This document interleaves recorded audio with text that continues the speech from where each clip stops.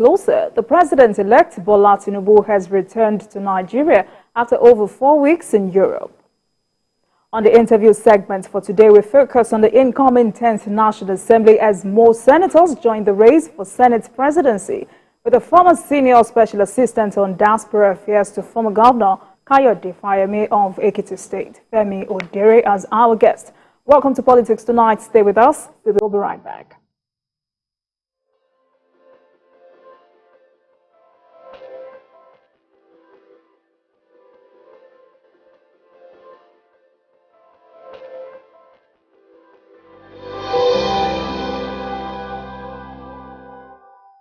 Thank you for staying with us. The president-elect Bola Tinubu has returned to Nigeria after over 4 weeks in Europe. His aircraft touched down at the Nnamdi Azikiwe International Airport in Abuja at about 4:30 p.m. this Monday. The president-elect, who traveled out of the country since the 21st of March, returned to the country to take charge of proceedings and give direction ahead of the May 29 inauguration. The former Lagos governor returned with his wife, who were received by the Vice President-elect, Kashim Shettima, Plateau State Governor Simon Lalong, and other high-ranking members of the ruling party. This is as the National Working Committee of the ruling All Progressives Congress APC prepares to meet with the President-elect to take a position on the zoning of the National Assembly leadership. The trip, according to the office of the President-elect, was to enable him rest and plan for transition program ahead of his inauguration as the 16th president of Nigeria. Before the arrival of the president-elect, TVC News correspondent spoke with some APC members on what Nigeria should expect after the May 29 inauguration. Take a listen.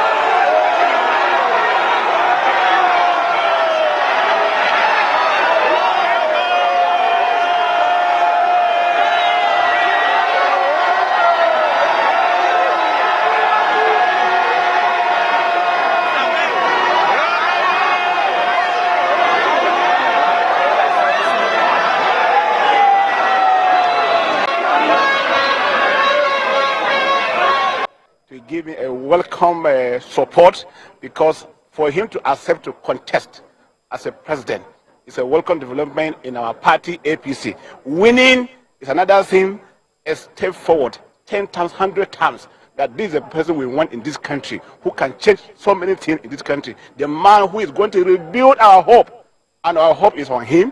We are hoping that by the time he will be showing on 29th of May, a lot of the things are going to change. Youth will be happy, and even Nigeria will be happy. This is the man we'll be working for. That's why we are here, to give you a welcome support, to say this is the man we wanted in this country. It's the man we've been working for, and that's why we are here. And for the party, it's a new dawn. It's a new dawn for the party. It's a new dawn for Nigeria. And also, if you remember, this is the era for renewed hope. Now, he's a man, a president who has an action plan, a president who is actually ready, a president-elect who will be sworn in, inshallah, on the 29th of May 2023 as the executive president, the president of the Federal Republic of Nigeria. And what we're saying is we have a man who's been prepared for over 30 years. We have a man who has a plan to take action. And we have a man who is ready to actually hit the ground running from day one. And we're quite glad. You can see the number of people here today. This is just probably a very small number of people compared to those who are waiting for him at the Unity Fountain, and also all over Nigeria. Nigerians, and let's also actually give him that mandate freely in a credible and also an election that was actually free. And Nigerians just can't wait to have him as the president, being sworn in as the president of the Federal Republic of Nigeria. Meanwhile, the president-elect Bola Tinubu has urged the supporters who stormed his Asokoro residence to welcome him after his return to the country to be calm and peaceful. Tinubu urged them to go back home to enable him rest, as he has a long day beginning from Tuesday. Also present at his Abuja residence was the former governor of Borno State, Alimodu Sharif, who spoke about expectations of Nigerians for the incoming administration. 7 senators and some party chieftains were also present to welcome the president-elect. That is very, very important. Don't isolate one date.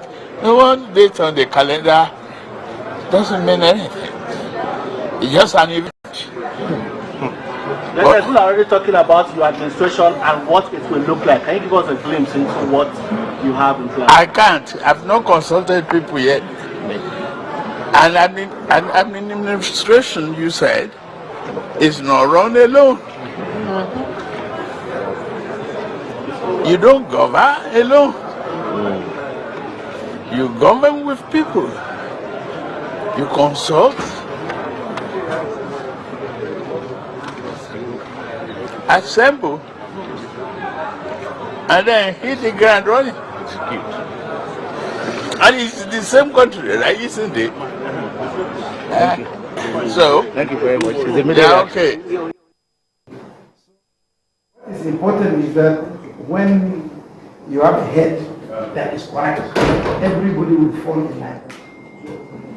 If you don't get the right head, So we're all ready to follow. yes, I agree. The expectation is high. very hard. And They want you to replicate what you did in Lagos. The whole of Nigeria, that's what they want. I believe we can. Yes. We can win the war without losing the battle.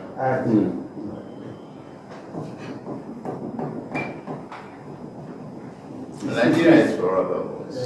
Now we have to build it, construct it, reform. Reconstructed.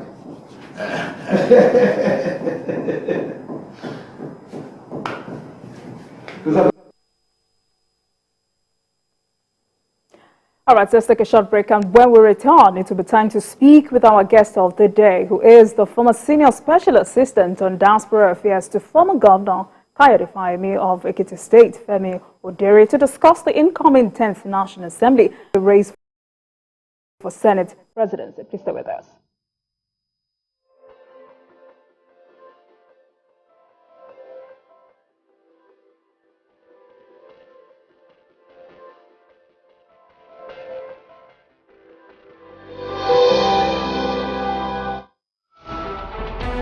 Every major news story is with many perspectives and layered with different levels of impact.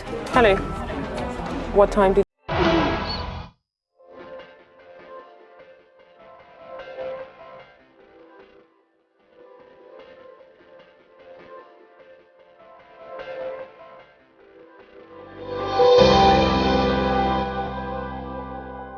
Welcome back, and thank you for staying with us. You're still watching Politics Tonight, digging beyond the headlines. And now to our interview with the guest of the day. Now, as soon as the National Assembly elections concluded, the race for the Senate presidency began in earnest. And in Nigeria, as you know, politicians do not leave anything to chance, as more senators have now joined the race for who becomes the next Senate president of the 10th National Assembly. Now, joining me to discuss this tonight is the former Senior Special Assistant on Diaspora Affairs to former Governor Kayode Fayemi of Ekiti State, Femi Odere, for discussion on the 10th National Assembly. Thank you very much for joining us tonight, sir. Thanks, Junke, for having me. Now, let's begin with Party National Assembly, the spread of seats among political parties, which is the highest in Nigerian history. How will you describe it? Well, it's a good thing that we're having a sort of a multiplicity of political parties that participated in the general election, almost for the first time since 1999, when the Fourth Republic, started. It used to be a sort of a dual kind of a political arrangement. What do I mean by that? The APC on one hand and the PDP on another hand. But now we have more political parties actually having representation in the National Assembly. So it's a good thing. And it is going to be very interesting how things shape out at the end of the day. All right, but many analysts say this spread will make the 10th National Assembly rancorous. Do you? I don't think so. And the reason why I don't believe it's going to make it rancorous, when you talk about the House of Representatives, the House of Representatives in representative democracy all over the world are usually rancorous anyway. It really doesn't matter how many political parties are in the National Assembly. By its very nature, the House of Representatives is more likely to be rancorous. But this time around, I think it's probably less going to be rancorous for the simple fact that the stakes are very high. And the country is in need of leadership. The country is in need of serious legislation. And so people are expecting, I'm talking about the legislators now, they are expected to buckle up. And so the rancor is going to be minimized because of the things that they need to deal with when the 10th National Assembly sets in. When you say multiplicity, you mean the more the merrier. But does this apply to Nigerian politicians? Well, I hope so. Because as I said, there are some, too, who are actually going to be there, not necessarily to add important value to legislation. And, quite frankly, there are some people that probably didn't even expect to have won their election, but they won anyway. So when it comes to how adequate some of them may have prepared for this new task, then you may find some of them wanting.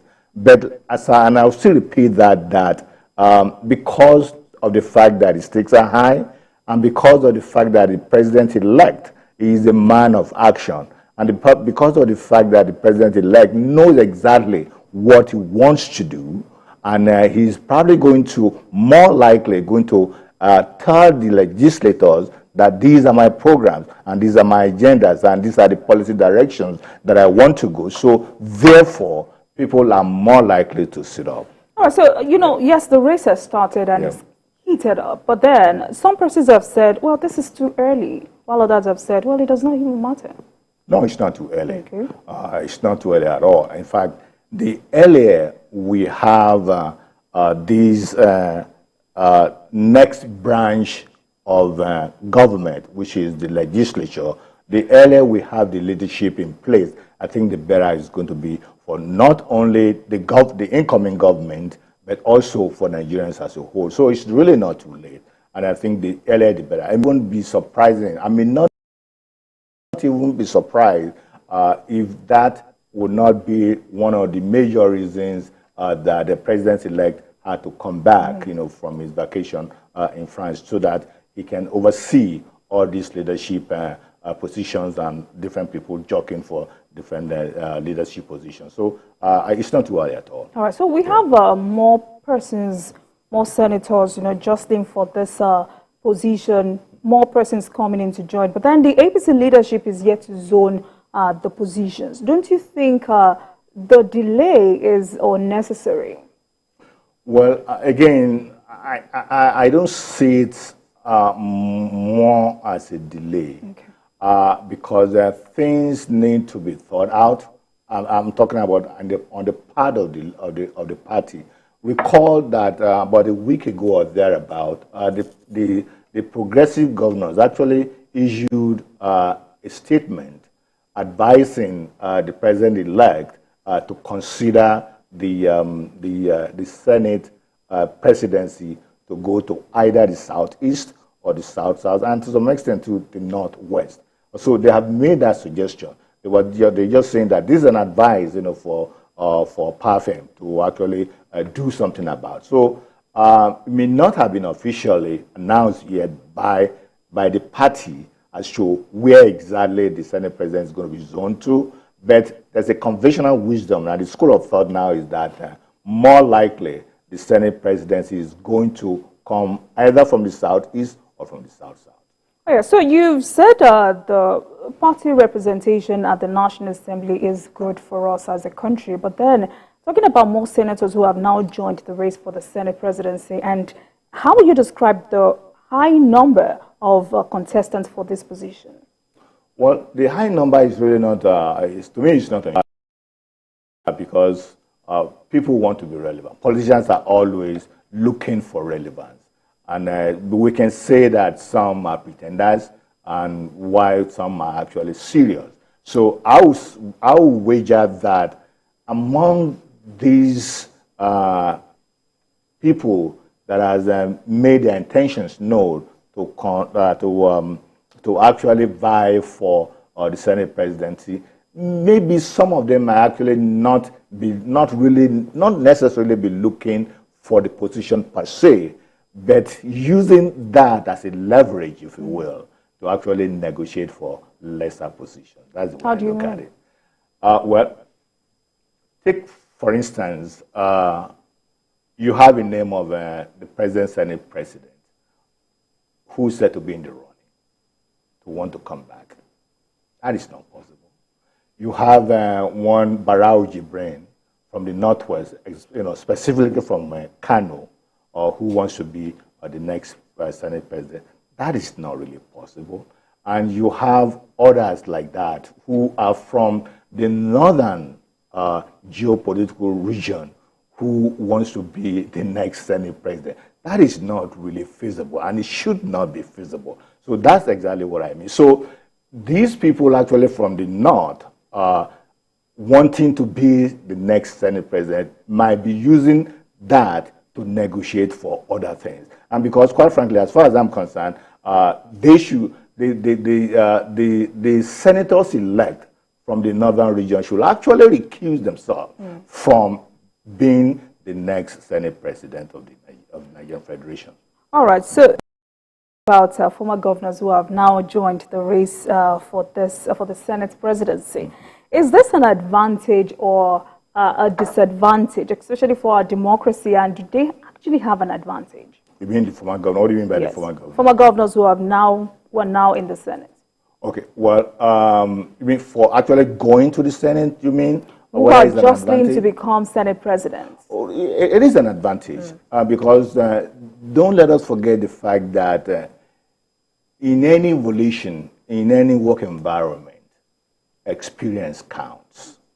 And for somebody who has been a governor, not only for one term, but 2 terms, that's an enormous amount of experience. And also do remember that the president-elect said that when people were kind of giving him some kind of an admonition that he should look in the direction of a government of national unity. And I'm like, that is of national unity, because we are not emerging from any war or any social, political upheaval of any sort. So there should not be any call for government of national unity. And in any case, that government of national unity has been taken care of by the Constitution anyway, because at least a minister must come from all the states. So that has already been taken care of. And when the president-elect had to answer, he said rather than looking at the government of national unity,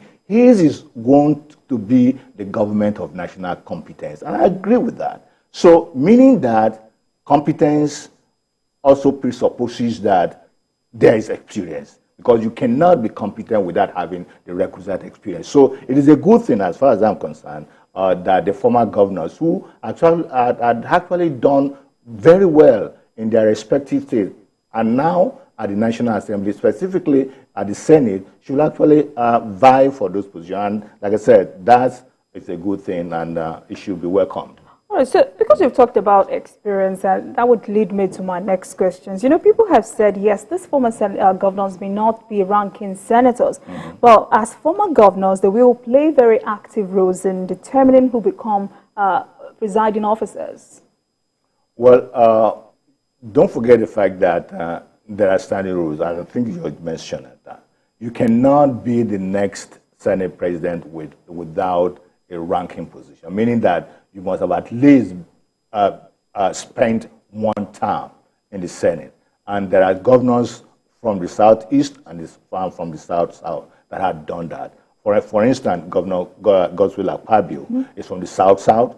He was a 2-term governor. And not only that, he was a leader as a first-timer in the Senate when he was in the PDP. And also he was the minister of NDDC. So the track record is really there. And without even trying to even get into all of that, when it comes to when it comes to the geopolitical region that the Senate presidency should come from, either from the South-South or from the Southeast, I would say it should come from the South-South.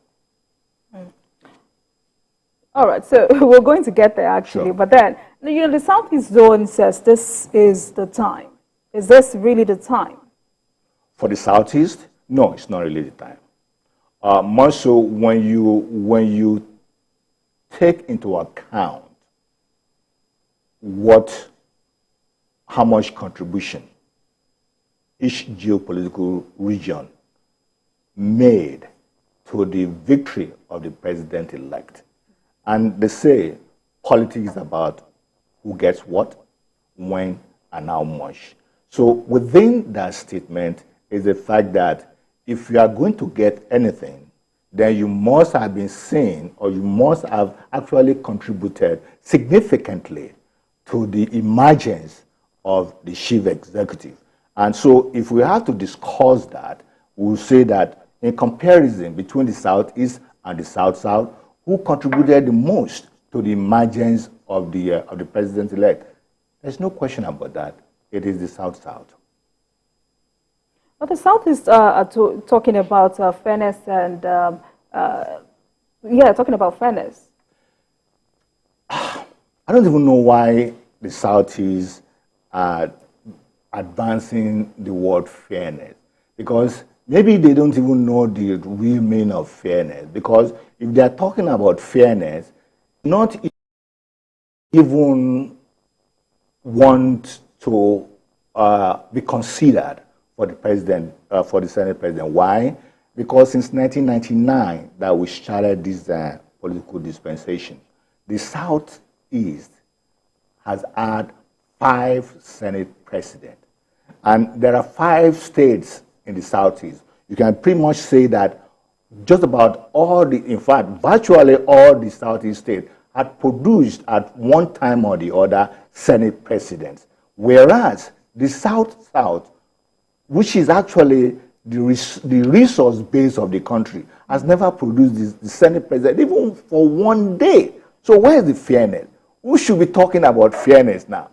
Is it the Southeast that should be talking about the Senate president? Even for them to even be talking about fairness, because it doesn't apply to them at all. All right, so aside that, now, if you look at the senators elected from the Southeast, would you say they have the number to produce the next Senate president? You mean for the party? Yes. No, not quite, because if I could recall, I think you need about 81 senators for the ruling party, that is, to produce the Senate president. And if I'm not mistaken, I think APC, our party, has about maybe 69, 70 or thereabout. So it's about maybe 10, 11, 12 thirds short of producing in their own volition a deal. And if you have to ask me, I would say it's better they make a deal with NNPP, because NNPP has about maybe 27 senators, than PDP or the Labour Party, because Kwakwanso, as far as I can read him, is kind of a liberal. So he's pretty much conservative on one side, but he's generally a liberal politician that actually the party can make a deal with. All right, so some analysts are also making it, just like you, some analysts are making a case for the South-South to produce the next Senate president. Now, aside, you have said that South-South has never produced a Senate president. Aside from that, what other reasons? What other reason? I just showed you about the geopolitical region's contribution to this election of us. President-elect. That is very significant. Remember, aside from that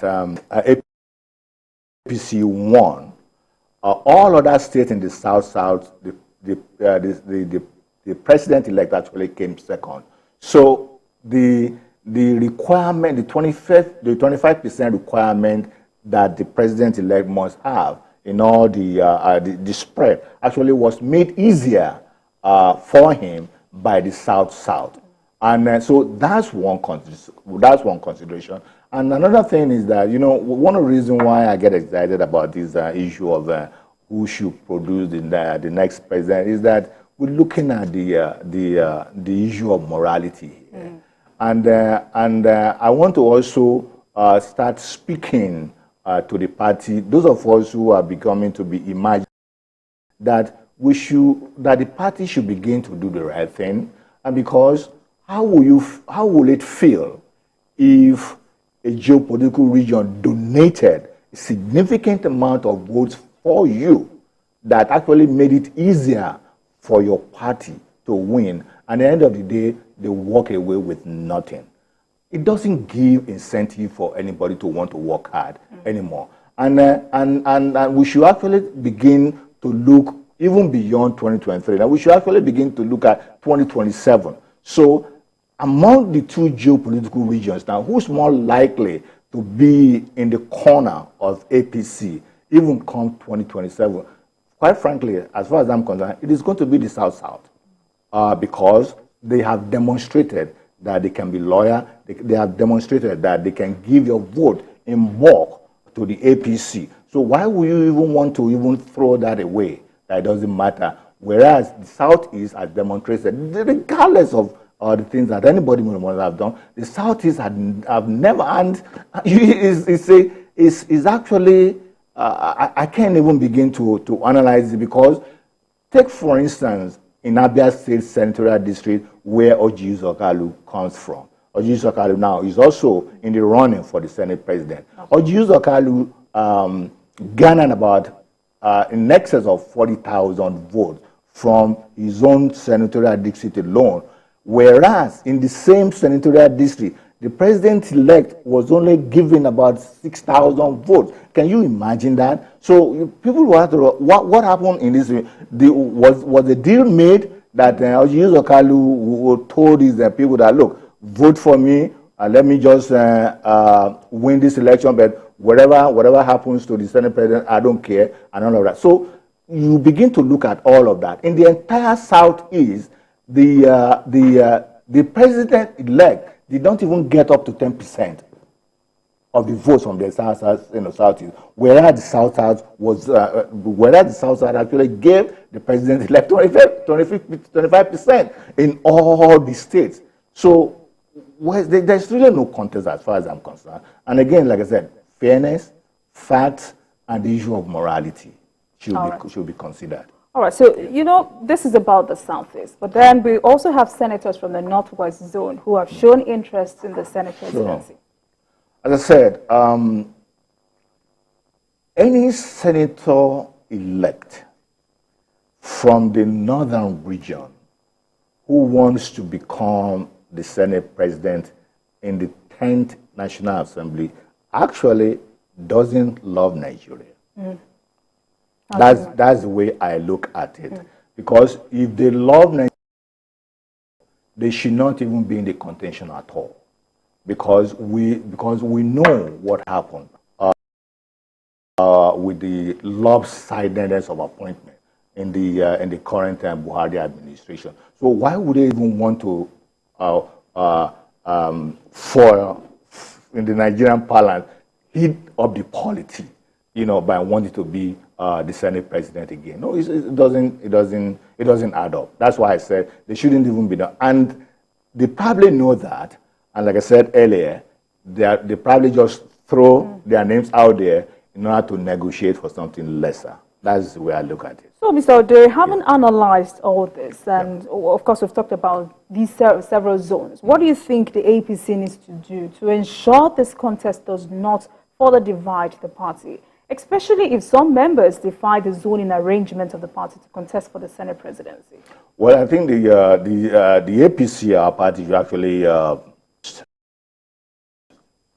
and the party should actually issue a joint a statement very soon as to the preference, the specific, not only the specific geopolitical zone among the 2,000 states, but they should also give a sort of a direction to the senators elect that this is a particular candidate that we want you to actually support. Because if that is not taken care of, a particular candidate or the zone.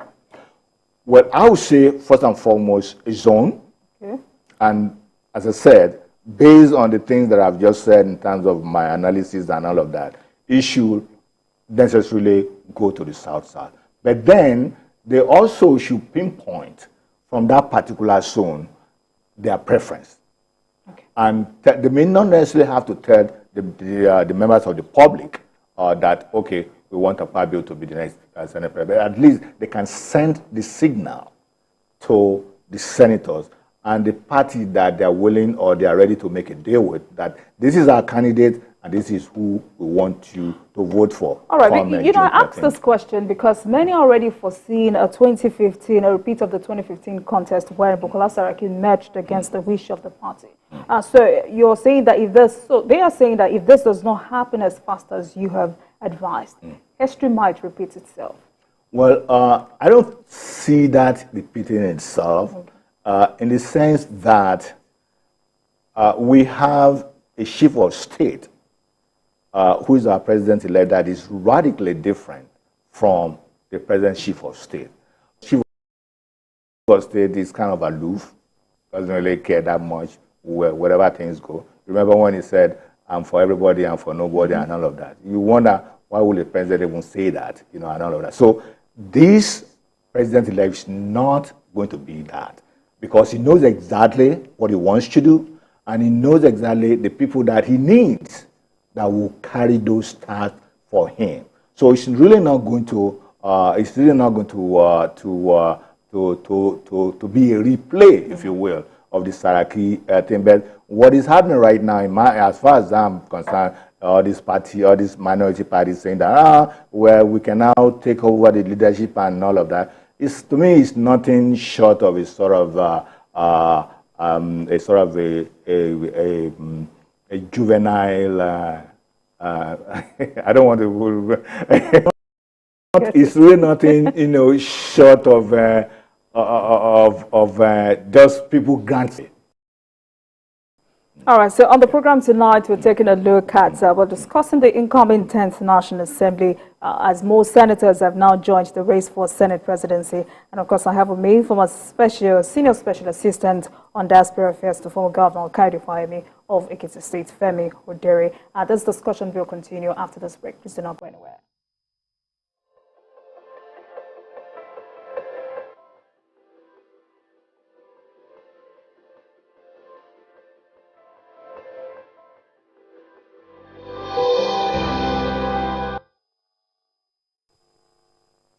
Thank you for staying with us. We're discussing the incoming 10th National Assembly as more senators have joined the race for Senate presidency with the former senior special assistant on diaspora affairs to former Governor Kayode Fayemi of Ekiti State, Mr. Femi Odere. All right.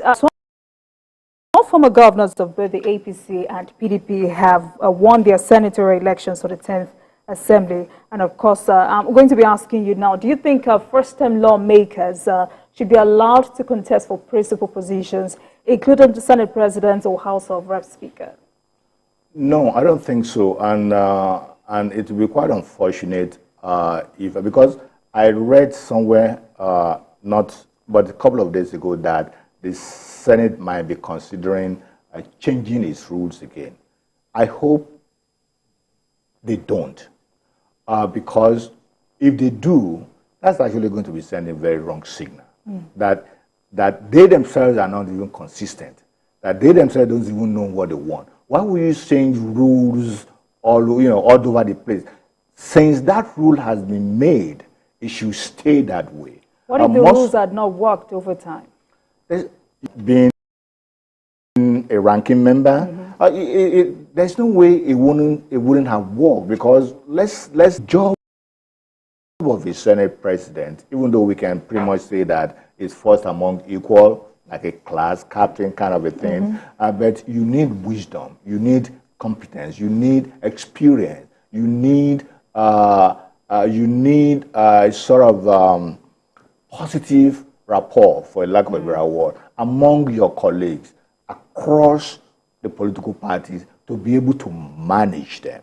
So if the rule is changed and a rookie becomes the Senate president, for the first 2 years, he wouldn't know exactly what he wants to do anyway, and time is of the essence. So I wouldn't even advocate that, and it shouldn't even be a consideration, because as I said earlier, the stakes are very high. So the party cannot, and even the country itself cannot afford to have a rookie in any of the leadership positions, either in the National Assembly or even in the executive for that matter.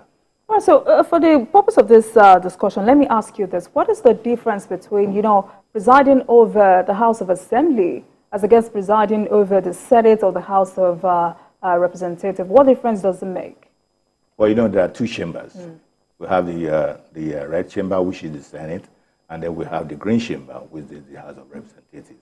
And even though they are mutually exclusive, if you will, but then they deal with legislation too that at the end of the day will have to become one by the accent of the chief executive, and that is the president. So they have their own.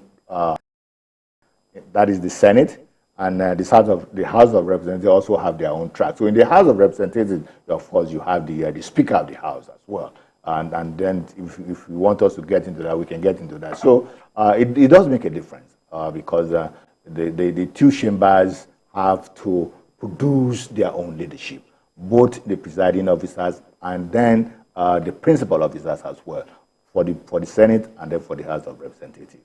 Okay, so what I mean is someone who has been Speaker of the House of Assembly, I'm asking this question because you talked about a rookie. Yeah. Now, someone who has been Speaker House of Assembly, for instance. House of Representatives. All right. Yeah. Now, wins an election into the House of Reps. What stops him or her from somebody who has been in the House of Assembly in his state. Okay. Yeah, so what stops the person from becoming a Speaker?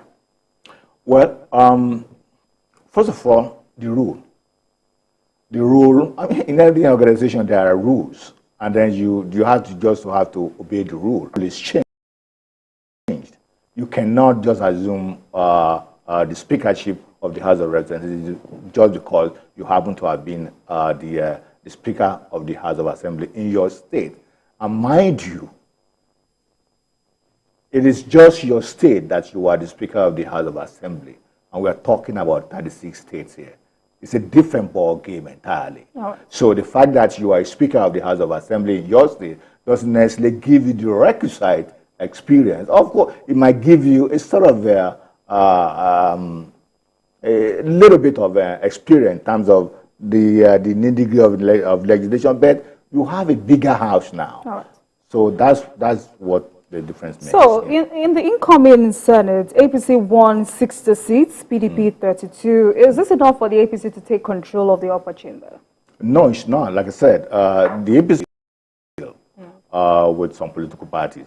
Which political parties is going to make a deal with is really up to the leadership. I just suggested that if I am to be in the APC, I will look in the direction of the NNPP to make a deal with. Rather than the LP or the PDP, because the MPP, the president candidate Rabiu Kwankwaso, to me is sort of a liberally minded politician that can play ball. So that would be my first consideration in terms of making a deal. All right. No, we've spent enough time talking about the Senate. Now let's move to the House of Reps. How will you describe the race for the House of Reps speakership? And of course, we have the likes of Wase, Gadi Doguwa, who are leading the race for Reps speakership. What can you say about these individuals? Well, I really can't say much about them because I have not really had any one-on-one interaction with any one of them. As an observer of political development, and as a watcher of politics, I would say that as far as who gets to be the Speaker of the House of Representatives, they should simply let it go to Idris Wase, the current Deputy Speaker. And you see, when I'm sure you've heard of the refrain that Nigeria is very complex and all of that. And to me, Nigeria is really not really complex. Nigeria feels complex, it is complex, simply because we tend not to always want to do the right thing. When politicians, when leaders do the right thing, things are going to fall into place.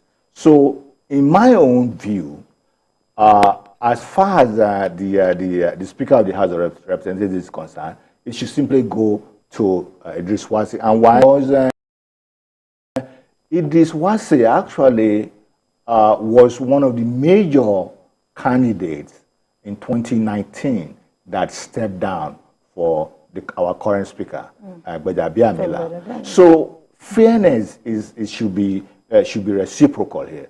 Like I said, when although we can say that it was not written, but if you already made a deal, if you made a deal with somebody, and the reason for you to have made a deal is because if you haven't made that deal with that person, you wouldn't have gotten to where you got into. So a deal has been made with him? Oh yeah, a deal was made with him. That was the reason why he stepped down. Anyway, so for him, unless he's saying that he's not interested, but since we all know now that he has put his own heart in the ring, that means he's interested, and he has gathered enough experience anyway as the Deputy Speaker of the House of Representatives. I think he should that we can just avoid all this rancor, all this heating of the polity, all these people saying that Nigeria is so complex. It's not complex. It is when people refuse to do the right thing that we begin to experience this so-called complexity. Nigeria is not complex, but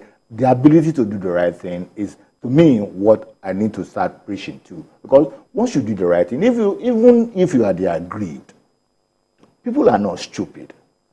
You will know that the right thing has been done.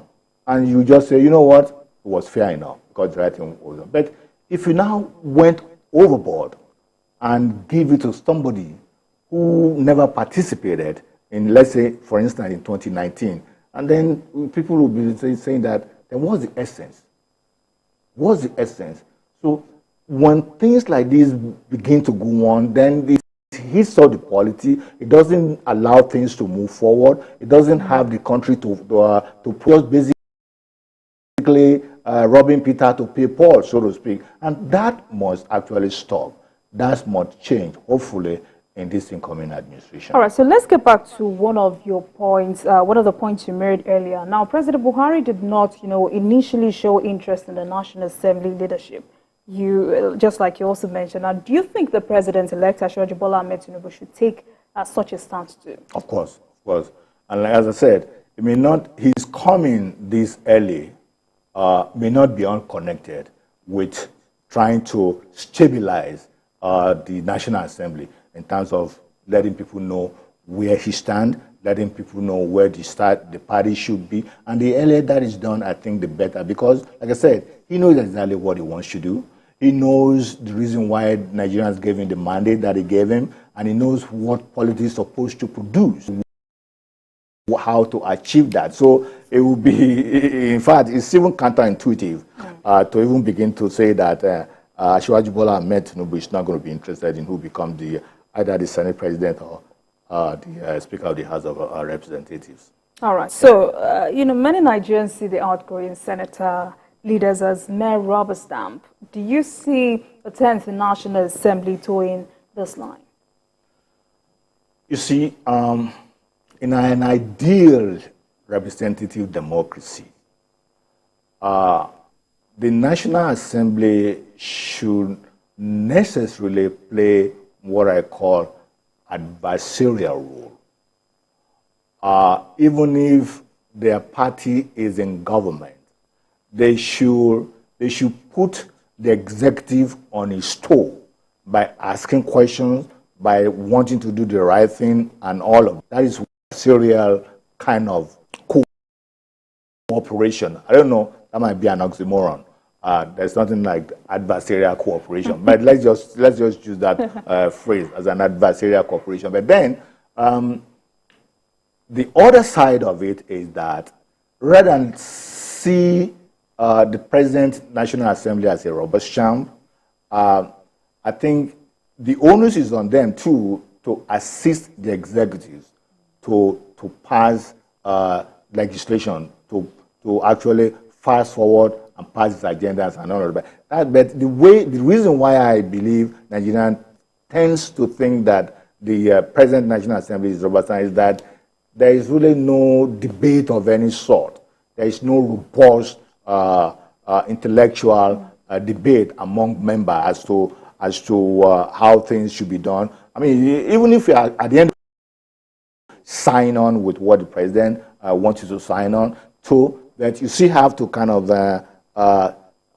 put it on the ground, scatter it, and then put it back again, and take some things that you don't think is necessary and all of that. But again, it is to me a reflection of the quality of the politicians that we have, rather than anything.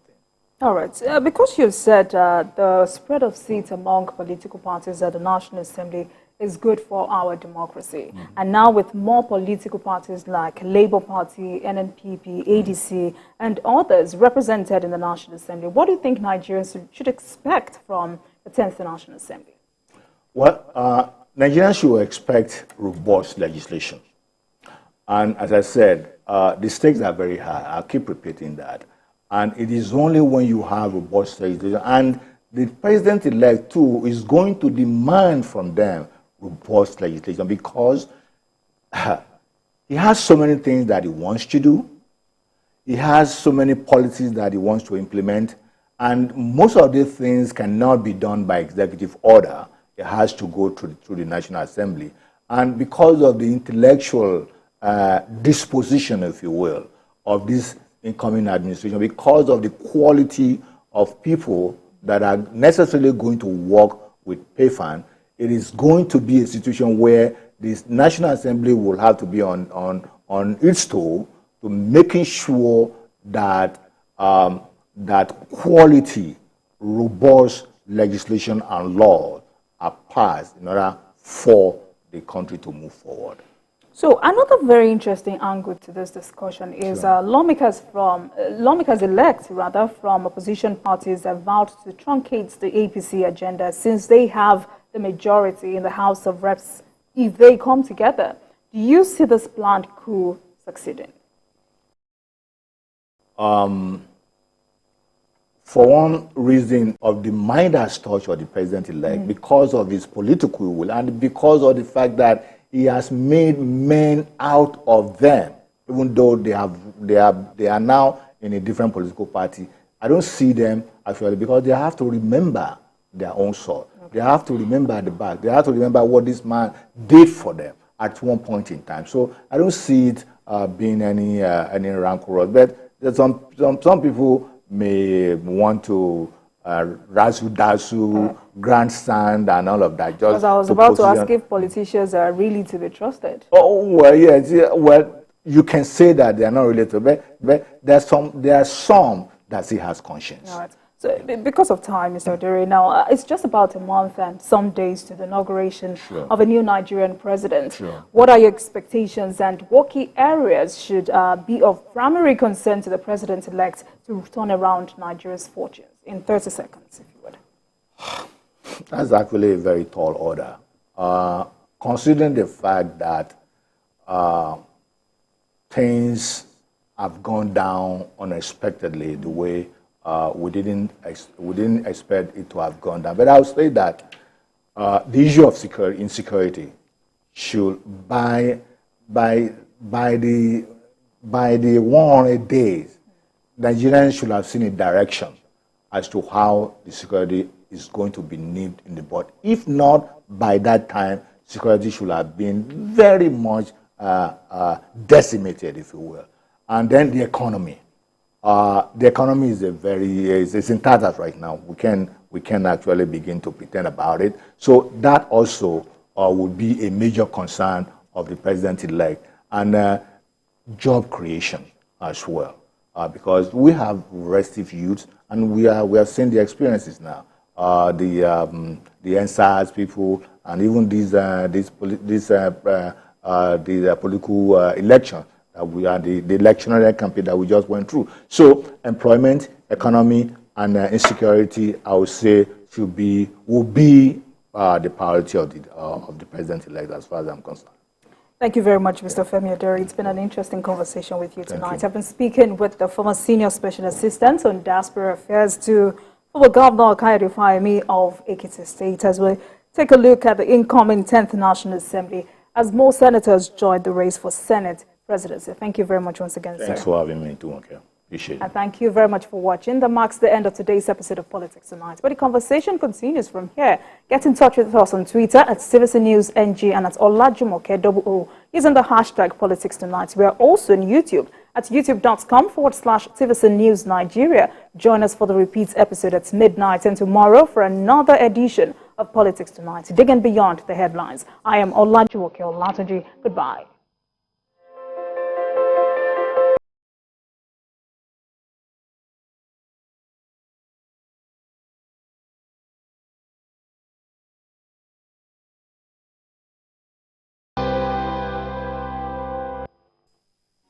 If you want to become something, become a child again.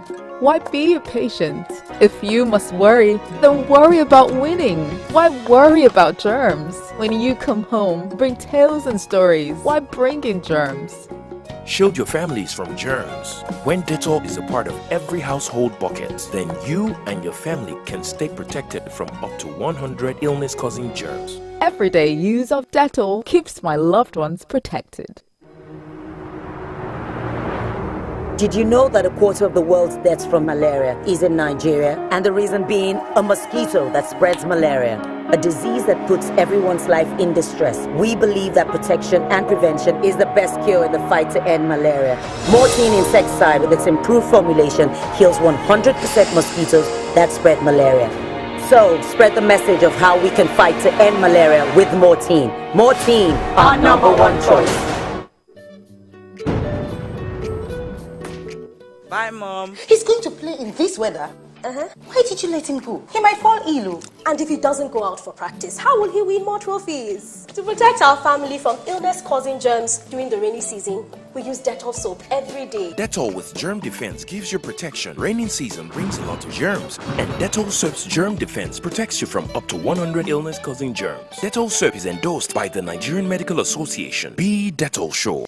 Itchy, greasy, and smelly braids can be a thing of the past. Introducing the new Ruwa braids from Expression. Made with 100% Aquatex fiber from Canicolon. The new Ruwa braids from Expression is extremely fast drying and perfect for friction-free washing. Stay dry this season with the new Ruwa braids from Expression. Now available in pre-stretch and regular braid variants and in beauty shops near you. There is always more to a story than the screaming headline. The part of a story that is not told casts a shadow. It's like the part of an object that is not reached by light. On TVC News, I'm able to explore the many angles there are to a story, talking to stakeholders, asking the difficult questions, and digging for facts. I believe the viewers are able to make a better decision if they're well informed and understand not just a part, but the complete story. TVC News, first with breaking news.